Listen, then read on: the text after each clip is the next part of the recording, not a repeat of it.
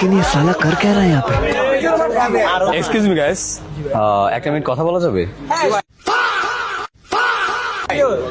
কালকে তো হচ্ছে জাতীয় নির্বাচন, সো আমাদের হচ্ছে আজকে আমরা আমাদের আসনের সবচেয়ে যোগ্য প্রার্থীকে ভোট দেওয়ার জন্য ভোট চাইতে আসছি আমি। হ্যাঁ, তো তোমরা একটু দাঁড়াবা কষ্ট করে।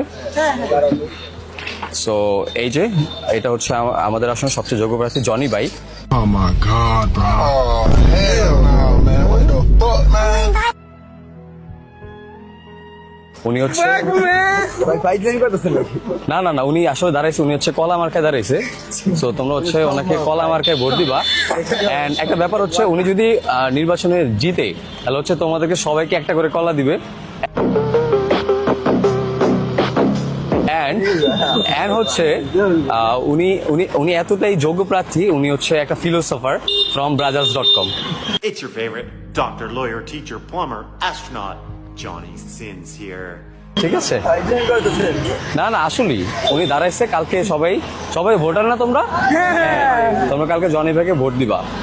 আচ্ছা গাইস, তাহলে সবাই কালকে জনি ভাইয়ের ভোট দিবা, ঠিক আছে? কালকে সারাদিন জনি ভাইয়ের মার্কে ভোট দিন। জাতীয় নির্বাচন, আজকে আপনি জনি সিং এর ছবি দেখাইতেছেন। আসলে জনি সিং ভোট দিলে, হ্যাঁ তোমরা সবাই স্টুডেন্ট রাইট? তো জনি ভাই বলছে তোমাদেরকে টাকাও দিয়ে দিতে যদি ফাইন্যান্সিয়াল সমস্যা থাকে, ঠিক আছে? তাহলে এই যে আমি তোমাদেরকে টাকা দিচ্ছি, এই যে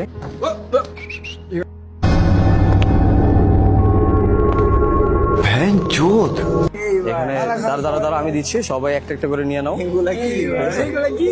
ঠিক আছে গাইস, তো কালকে ভোট দিও। আল্লাহ হাফেজ।